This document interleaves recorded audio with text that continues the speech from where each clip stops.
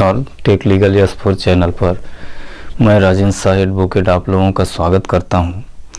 साथियों, आज हम आप लोगों के सामने इस वीडियो में यह बताने का प्रयास करूंगा कि क्या सेंट्रल रजिस्ट्रार CRC में कंप्लेन करना ज़रूरी है, या अगर हम कंप्लेन करें तो कंप्लेन में कौन कौन सा डॉक्यूमेंट्स लगाएं, क्योंकि अगर हम कंप्लेन करते हैं तो डॉक्यूमेंट्स बहुत ज़रूरी होता है। इन सब बारे में हम आज वीडियो में चर्चा करेंगे। साथियों, हमें सबसे पहला प्रश्न ये उठता है कि हम शिकायत कब करते हैं। सबसे मेन प्रश्न है कि हम शिकायत कब करते हैं।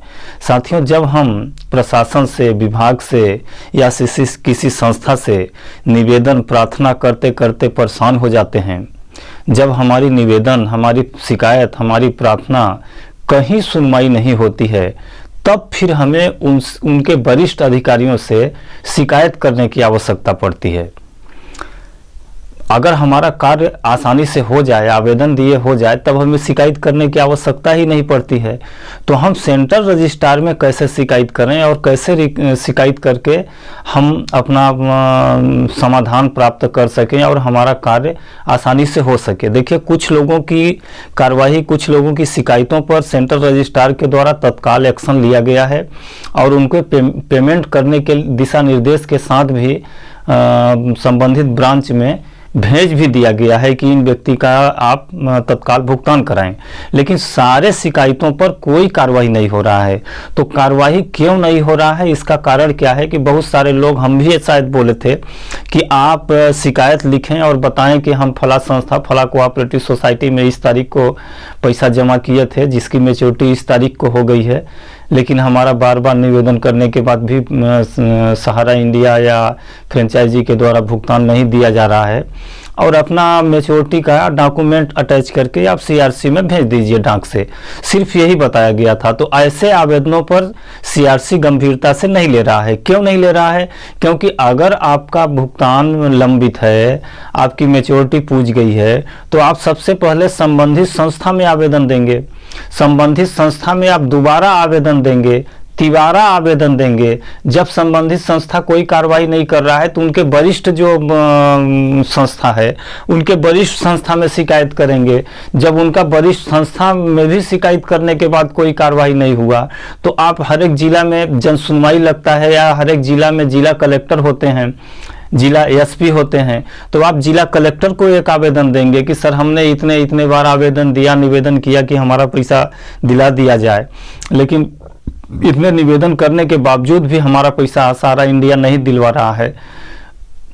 तब भी अगर आपका भुगतान न हो, तो आपको इन सारे दस्तावेजों को, जो आप ब्रांच में दिए हैं, जो आप उनके वरिष्ठ कर्मचारियों को दिए हैं, जो आप कलेक्टर साहब को दिए हैं, इन सभी पावती को, जो आपको पावती मिली है, उन पावती के साथ आपका आवेदन, और आवेदन के साथ आपके मैच्योरिटी का कागज जो सहारा के द्वारा FD दिया गया है, इन सबको अटैच करके जब आप CRC में भेजते हैं, तब आपके शिकायतों पर CRC गंभीरता से विचार कर रहा है कि वाकई में यह व्यक्ति परेशान है और शिकायत करते करते परेशान हो गया है, इसको समाधान नहीं मिल रहा है, तो इसको कहीं ना कहीं से समाधान करना चाहिए। अगर आप डायरेक्टली अपना एक अर्जी और अपना मैच्योरिटी बॉन्ड लिख के भेज दिए, तो इस तरह के शिकायत पर CRC कोई भी ध्यान नहीं देगा और गंभीरता से विचार नहीं करेगा। हाँ, ये है कि माननीय हाई कोर्ट के निर्देशानुसार आपका कंप्लेन, जो माननीय हाई कोर्ट दिल्ली ने आदेश दिया था कि आपका शिकायत जो है वह संबंधित याचिका में सम्मिलित कर लिया जाएगा, तो उस याचिका में सम्मिलित हो जाएगा शायद। और जब भी आदेश होगा, तो आदेश तो वैसे सब लोगों का ही भुगतान होगा। अगर आदेश सुप्रीम कोर्ट, हाई कोर्ट से होगा तो सभी के लिए होगा, लेकिन जो लोग शिकायत किए हैं उनका निपटारा या उन लोगों का भुगतान प्राथमिकता के आधार पर पहले हो। तो मैं आप लोगों से कहना चाहता हूं कि अगर आप CRC में कंप्लेन कर दिए हैं तो ठीक है, अगर आप कंप्लेन नहीं किए हैं तो आप कंप्लेन जरूर कर दीजिए, और कंप्लेन करने के साथ साथ आप ये जो हम दस्तावेज बता रहे हैं, ये दस्तावेज जरूर लगाएं। सबसे पहले आप डिमांड करेंगे ब्रांच में, तो ब्रांच के डिमांड का पावती लगाएं। माने नहीं देने पर आप उनके वरिष्ठ अधिकारी जैसे रीजनल हो गया, सेक्टर मैनेजर हो गया, उनके पास आप जो भेजे हैं उनकी पावती रिपोर्ट लगाएं। उसके बाद जिला कलेक्टर या कलेक्टर के जन सुनवाई में या सीधे जिलाधीश या कलेक्टर को दिए हैं तो वहाँ का पावती लगाएं, और एक एप्लीकेशन और मैच्योरिटी का बॉन्ड, इतना सारा कागज लगा के आप सीआरसी में जरूर भेजें। साथियों, मैं सीआरसी का पता आप लोगों को बता रहा हूं क्योंकि सीआरसी सेंट्रल रजिस्ट्रार का पता बदल चुका है, अब नया पता हो गया है। तो नया पता आप लोग नोट कर लें। Shri Vijay Kumar IAS, additional secretary and central registrar of cooperative society. पहले ये एग्रीकल्चर डिपार्टमेंट के अंडर में आ रहा था, लेकिन अब इसको बदल के सीधे central registrar of cooperative society कर दिया गया है।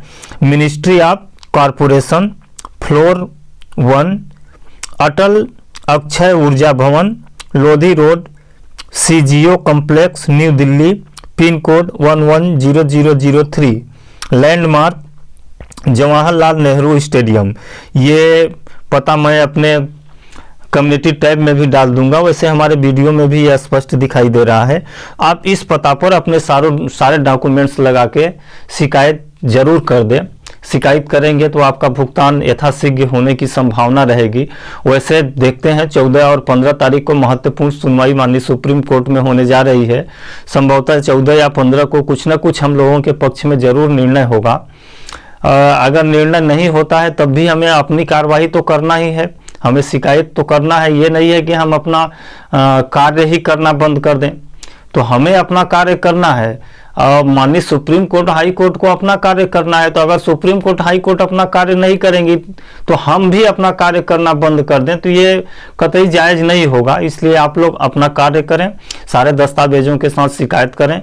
हमें आशा और विश्वास है, पूर्ण विश्वास है कि आप लोगों का पैसा, एक भी पैसा कहीं नहीं जाएगा, क्योंकि हमारे देश में इतने न्यायपालिका हैं, राजा हैं, महाराजा हैं, प्रधानमंत्री हैं, राष्ट्रपति हैं।